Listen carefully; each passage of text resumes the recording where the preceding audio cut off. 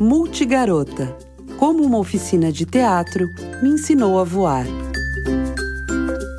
Autora: Maiara Oliveira.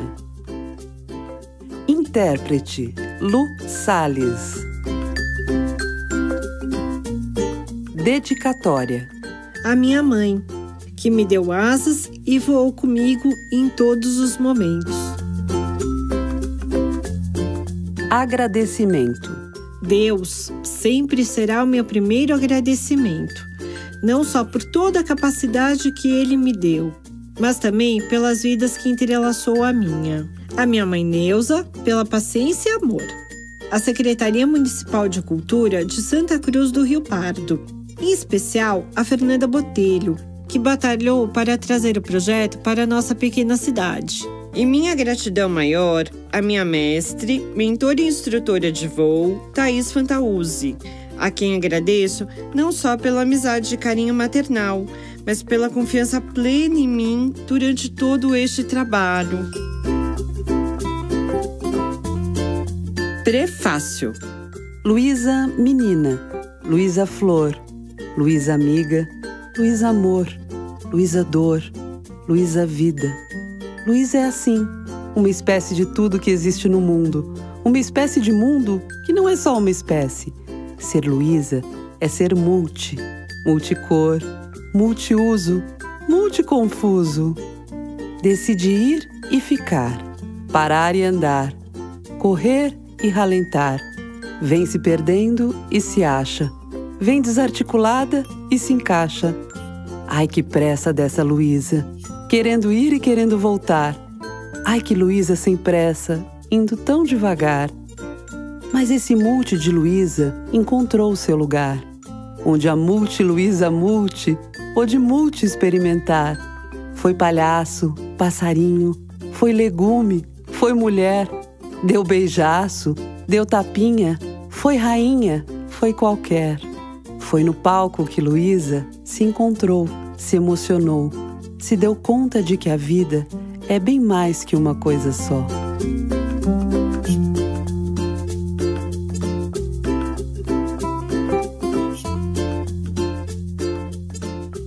Minha vida. Meu nome é Luísa Maia Bernardes. Tenho 21 anos e moro em Santa City, cidade do interior de São Paulo. Há 8 anos, eu venho fazendo tratamento psiquiátrico e psicológico contra uma suposta depressão. Digo suposta, pois neste tempo houve tantos médicos, tratamentos e diagnósticos diferentes, passando de TDAH, depressão, toque, bipolaridade, ansiedade generalizada, enfim, uma infinidade de doenças que, apesar de todos os tratamentos medicamentosos entre faixas brancas, vermelhas e pretas, nenhuma análise foi exata e nenhum tratamento realmente bem-sucedido. A última psiquiatra que consultei, que também é a minha atual, disse já na primeira sessão: seu problema, Luísa, é apenas psicológico e não precisa de medicação. Em 1 ano, vamos tirar tudo o que você está tomando e você se sentirá bem melhor. Eu não preciso dizer que ela é a minha preferida, né? Estou fazendo desmame, sim, chama isto mesmo, dos medicamentos e realmente me sinto bem melhor. Com essa melhora de humor, eu fiquei animada. E uma oficina de teatro promovida pela Secretaria de Cultura, que eu já havia me inscrito há quase 3 meses e também já havia desistido de fazer, assim como tudo que fiz na minha vida até aqui, voltou aos meus pensamentos. Me lembrei de alguns anos atrás, quando fui prestar vestibular, e fiquei em dúvida entre fazer design de moda ou artes cênicas. E apesar da minha mãe me apoiar nas 2 escolhas, ela sempre me dizia que artes cênicas era algo que parecia que iria me dar bem. Mas como sou do contra e sempre acreditei que minha paixão era a moda, fui fazê-la. Terminei minha graduação desanimada. Minhas expectativas para o curso tinham se frustrado. Estava formada, porém me sentindo sem rumo. Costumo dizer que pareço uma barata tonta, aquelas que você espirra o veneno e ela começa a rodar em volta de si mesma. E apesar de várias pessoas me dizerem que fim de faculdade era assim mesmo e todo mundo fica meio sem direção, eu não queria ser todo mundo. Não havia só perdido interesse por moda, mas na vida pessoal. Me sentia perdida, sozinha, minhas amigas estudando fora e morando fora, meu namorado da época também, o que nos obrigava a nos ver apenas 2 vezes por semana. Minha mãe trabalha muito e o tempo que tem para ficarmos juntas sempre foi pouco, apesar de ela trabalhar dentro de casa. Embora eu tenha mais 2 irmãs e um irmão, eles são mais velhos, casados, moram com seus filhos e cônjuges. E também não têm muito tempo, pois trabalham na empresa da família, fazendo salgados. Meus pais se divorciaram quando eu tinha apenas 3 anos. Tenho poucas lembranças do meu pai quando pequena. Apenas quando fiquei maior, com 11 ou 12 anos, ele vinha na minha casa. Ele faleceu há 2 anos, mas nosso contato era pouco, então não mudou do que sempre foi a minha vida. Enfim, voltando à oficina, no dia 24 de maio de 2014, era um sábado. Contei para minha mãe sobre a oficina de teatro. Ela parecia mais animada do que eu, me deu apoio novamente e disse para eu ir. Que eu iria gostar, teria a chance de fazer novos amigos, conhecer novas pessoas, sair daquele mundo triste de ficar fazendo caminho cama-sofá o dia todo sozinha, choramingando pelos cantos. Liguei para o meu namorado, contei tudo nos mínimos detalhes, como eu sempre faço. Disse também que estava com medo, com frio na barriga, que eu não conhecia ninguém, como iria à oficina sozinha. Mas ele me acalmou e depois me deu apoio, até me animar a ir. Nem que fosse apenas no primeiro dia, só para conhecer. E eu fui. Chegou segunda-feira, dia 26 de maio. Eu já havia passado o final de semana todo tremendo, super ansiosa para que esse dia chegasse. O curso começava às 18h30 e eu, como sempre às 18h, ainda estava em dúvida se iria. Senti um misto de ansiedade, vontade de ir, de gritar, de vomitar, de me esconder dentro do armário, de fingir para minha mãe que eu fui, de mentir para o meu namorado que eu estive lá e não gostei, só para ele não falar. Mas você nem tentou. Uma frase corriqueira na minha vida, que eu vinha escutando há 8 anos. Eu já estava de saco cheio de ser vista como a garota que sempre desiste. A desistência era o medo que já vinha me perseguindo há tantos anos, meu velho conhecido, que me impedia de sair de casa sozinha, medo de ir até o portão, ele que me fez perder amigos e amores pela vida, e que agora também me impedia de ir ao curso, que no fundo, eu sabia que não era nenhum monstro de 7 cabeças. Por Deus! Sorte eu ter minha mãe, que logo tratou de se vestir e dizer que iria comigo. Eu não sabia se sentia vergonha de ser a única a levar a mãe, tendo 21 anos, ou o orgulho de ser a única que a mãe fez questão de acompanhar a filha. Fomos. Eu fui dirigindo. Às vezes pensava em acelerar o carro e dar meia volta e estacionar na minha garagem.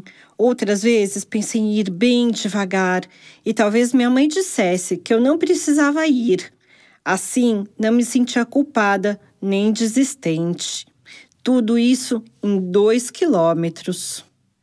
Quando estacionei na frente do teatro, eu nem sei como estacionei.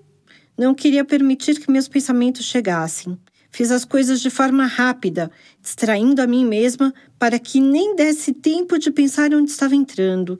Se você pudesse sentir o que eu estava sentindo naquele momento, acharia que eu estava andando no corredor da morte e não entrando num teatro.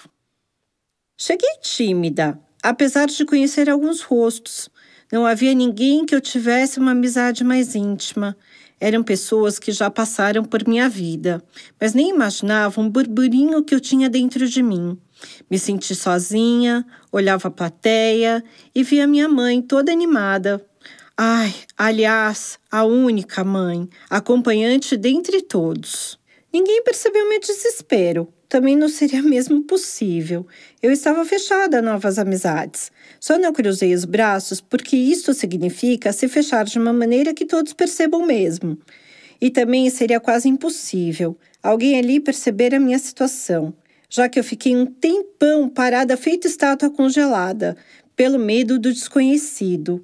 E hoje, escrevendo, consigo ver que ninguém conseguiria ver meu medo, porque a maioria também estava tímida, cada um na sua paranoia, umas mais leves, outras mais intensas, eu achando que iria morrer a qualquer momento. A aula começou com a professora falando. Eu não lembrava o nome dela e nem queria, afinal, seria aquele nome que eu pensaria quando chegasse a tardezinha, me fazendo lembrar do compromisso no teatro. Aquele momento onde a minha ansiedade despertaria, o medo apareceria, tudo isso em questão de segundos. Meu inconsciente mandava para o meu consciente e eu sentia que aquela mulher ia me fazer passar por um constrangimento. Ela falava e eu mal escutava o que ela tinha a dizer. Eu só pensava no momento que ela ia dizer: "Você, estátua gelada, parada aí feito um burro empacado. Diga ao grupo qual é o seu nome." Bom, graças a Deus, isso não aconteceu. Ela nos pediu para formarmos um círculo. Falou um pouco. Talvez aqui ela tenha dito o seu nome. Mas eu estava ocupada demais pensando em outras coisas. Como, ela vai pedir para eu falar o meu nome. E com medo de não saber nem o meu nome, fiquei abstraída daquela conversa. E começamos a fazer a dinâmica de apresentação. Aquela que todo mundo faz em todo lugar. Desde a primeira série na escola, passando pelos cursos da vida, na faculdade, na pós-graduação e até na entrevista de emprego. Todos os locais os quais eu já tinha feito numa boa. Na verdade, nunca tive problemas em falar em público. Minha família diz que sou sem vergonha, exibida desde pequenininha. Nunca tive problemas com a plateia. Quanto maior, mais eu gostava. E gosto até hoje. Mesmo que fique vermelha e minhas bochechas pareçam estar pegando fogo, eu gosto. Estranho para quem teve diagnóstico de pânico social, né? Eu sempre achei, mas eu sou estranha mesmo. Mas ali no curso, eu estava gaguejando em pensamento. Tem como isso? Porém, esta dinâmica ali era diferente. Sim, era para conhecermos a todos e guardarmos os nomes. Mas consistia em dizer seu nome, um animal e fazer um gesto. E depois, um a um, seguindo o círculo, deveria dizer todos os nomes e animais anteriores, além do gesto que o representava. Era muito pior do que eu havia imaginado. Eu já pensava isto é injusto com as últimas pessoas. No caso, eu estava entre elas, já que as primeiras tinham que guardar menos coisas. E claro que cada pessoa que passava parecia estar mais difícil de lembrar. E eu já calculando que teria que falar uns 10 nomes diferentes, com animais e gestos. Mais uma vez, quase saí correndo. Meus pensamentos eram de: eu não vou conseguir. Vou passar vergonha. Ai, meu Deus, qual o nome dela mesmo? Mas me mantive firme, prestando o máximo de atenção que conseguia. Todavia, meus pensamentos fugiam para: corra, Luísa, corra! Corra e pule no colo de sua mãe. Aproveita que ela está na plateia e fuja para casa já! Mas eu me obrigava a ficar ali. Voltava a atenção para a dinâmica com algum esforço. E quando chegou minha vez, senti minhas bochechas rosarem. E mesmo estando frio, fiquei com calor. Mas, para minha surpresa, eu sentia que tinha prestado mais atenção do que imaginava. E também percebi que quanto mais pessoas antes de mim, mais fácil ficava. Eu não sei explicar o porquê ficava mais fácil, mas eu disse o nome de cada um dos animais e fiz todos os gestos. Eu me senti desafiada e consegui cumprir este meu primeiro desafio com sucesso. Mãe, pode aplaudir, já sou atriz. Depois, escolhi o meu nome de guerra, Siri. Um siri que dava uma reboladinha descoordenada, parecendo uma galinha que se preparava para alçar voo. As risadas começaram e não foram de mim. Foram risadas do conjunto. Estava bem mais à vontade, assim como todos que ficavam cada vez melhor e mais soltos. O ser humano é um bicho bobo, né? Pense estar no topo da pirâmide. Primeiro, se acha o centro das atenções. Fica tímido, com vergonha das outras pessoas que estão na mesma situação, mas não consegue ver isso. Acha que estão todos te olhando e reparando e até mesmo rindo de você. Depois, no caso da dinâmica, todos foram percebendo que ninguém estava ali para julgar ninguém. Afinal, quando alguém se esquecia de um nome ou animal, logo o círculo todo estava tentando ajudar, com gestos e sussurros. Todos ficaram mais soltos. A minha ansiedade tinha diminuído, sem eu mesmo perceber. E também já nem percebia minha mãe na plateia. Tudo aquilo que vivi em casa, o medo, a tristeza, o desespero, tinha passado. Até que a professora, que a essa altura eu tinha descoberto que se chamava Thaís, porém sem sucesso em entender o seu sobrenome, não era o monstro que eu havia criado na minha cabeça. Disse que iríamos jogar basquete e vôlei. Me deu ânsia, não contei para ninguém, mas eu pensei em fugir novamente.